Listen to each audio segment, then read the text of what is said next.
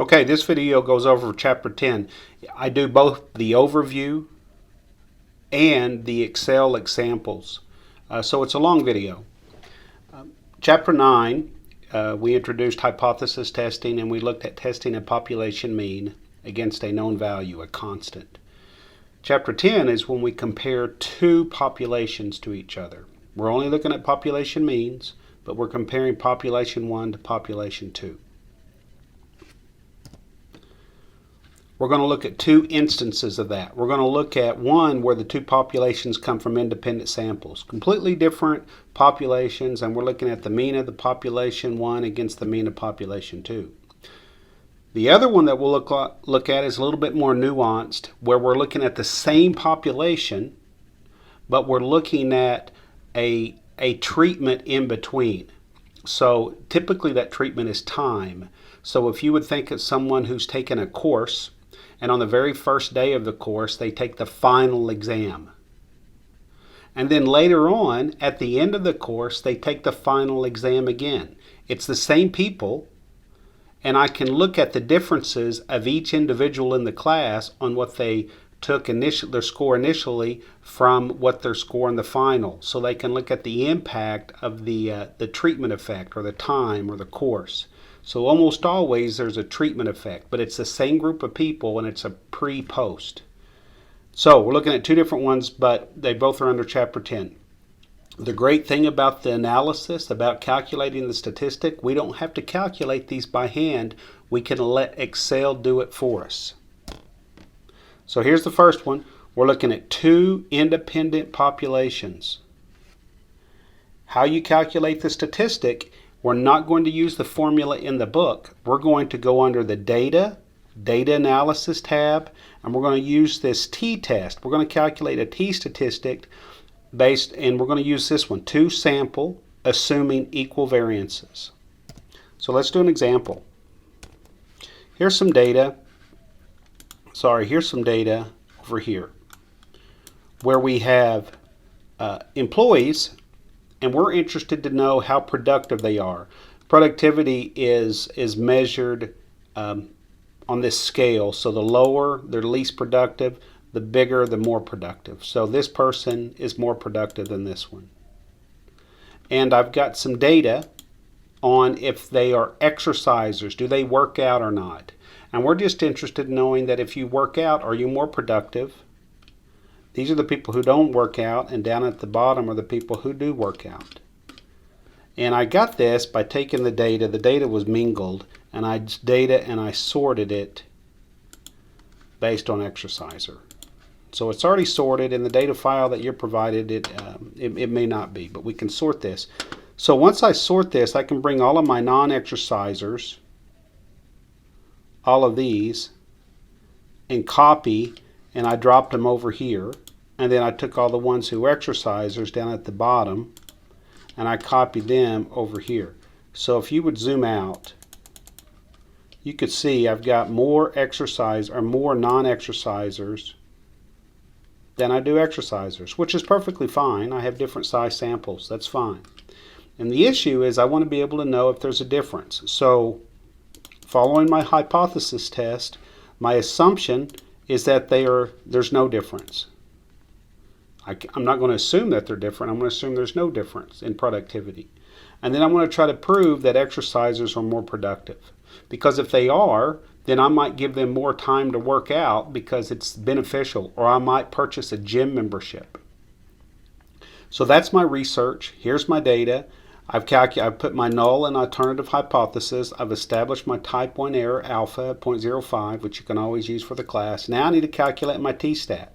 Now in the book, the t-stat's complicated, but we don't have to use that. We're going to go under Data Analysis, scroll down to the t-test, assuming equal variances, hit this, and it's asking me, what is my variable 1 range? So the trick here, if we're doing a greater than test like this, grab the one that's supposed to be bigger first. So in this case, the mean exercisers is the one we're supposed to be bigger. And so that's, you can see J9 through J38. And then my non-exercisers, I start in I9 and goes all the way down to I60. Two different size samples, fine. The very first row I grabbed in that are labels, and now I'm going to generate a new worksheet. Okay.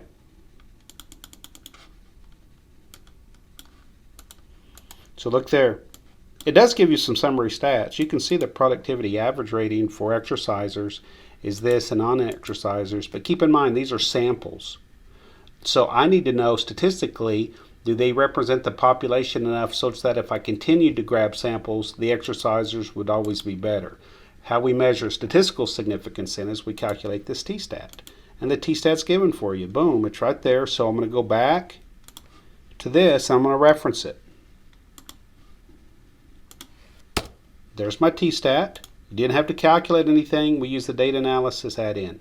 Same thing on the p-value. I'm going to go grab the p-value. You have to make a decision, is it a one-tail test or a two-tail? If our alternative hypothesis is a greater than or a less than, it's one tail. If it's a not equal, it's a two-tail. This is a greater than, so it's a one-tail. So I'm going to go grab the one-tail p-value. Now I can continue. Step 5 is always the conclusion. And where you're comparing, since the p-value, is it less than or greater than alpha? What's less than? 0.009 is less than 0.05, so we're going to reject the null hypothesis. Remember what the p-value is. It's a measure of the likelihood that the null hypothesis is true. If it's small, we don't want to assume that. It's very small. How do we measure smallness? Is we compare it to alpha. As long as it's smaller than that, then this is probably not true, which means we're going to reject it, and then we're going to adopt the alternative hypothesis, which means that exercisers are more productive. Okay, back to the PowerPoint. The other type of two sample test is when we actually have one population and we do a pre-test, post-test, or we compare two different things on the same population. This is how we do it in Excel. We don't have to calculate a statistic. We go under the data analysis, and we use the paired two samples. The key about the pairs is that you've got to have paired data. You've got to have for every observation in our sample, we have to have two measures, or repeated measures. Here's the example in the book. Example 10.5 in the book. What we have are a garage that we use to do our repairs. So we're an insurance company. And right now, the only one that we partner with is this garage. But there's another garage out there that we think is going to be less expensive.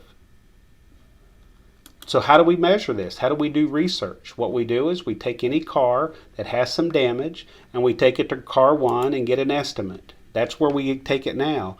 Then we take the same car and go to another garage, obviously before it's fixed, and ask them give them an estimate. So you can say in this case, car 1, it was cheaper to go to the proposed. So now we're going to look at paired differences.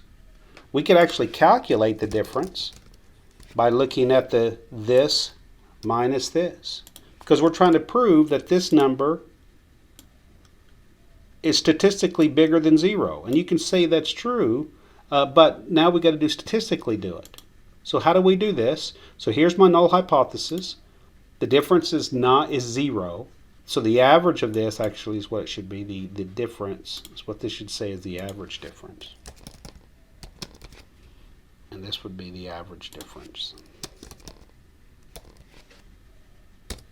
We're assuming it's 0, and we're going to try to prove, we're going to try to prove that it's greater than 0. We're trying to prove that this cost is more than this one. And if that's true, then I'm going to start using garage 2. So I'm going to try to prove that. Otherwise, if it's less than or equal to, then there's no difference. I'm not going to go use the new one. So I've got an alpha. Now I go calculate my t-stat. How do I do that? I go under data analysis, go to the paired two sample. paired to sample, hit OK, go grab the one that's supposed to be bigger, which is the current one. That's going to be this one. Grab this one first, the one that's supposed to be bigger, and the one that we're trying to prove that's going to be smaller. So if you define difference as current minus proposed, we're trying to prove that that's significantly greater than 0. Grab the one that's supposed to be bigger first. Okay, after we've done that, we generate a new worksheet.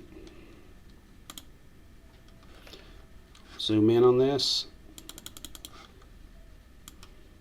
There's my t-stat.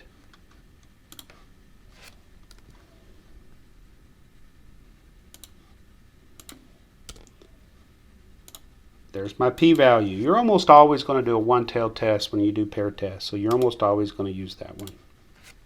Step 4, p-value, probability that the null hypothesis is true, is equal to that. And then we compare this to this in step 5. Is this bigger or smaller? Well, it's much smaller. So we say since the p-value is less than alpha, that means it's really little. The likelihood that this is true is very small. So we want to reject it. If it would be bigger than this, if it was bigger than this, we wouldn't reject it. We would fail to reject. So start using new garage. That's your conclusion without any stat lingo. Okay, this video shows you everything you need to know about Chapter 10. Thanks.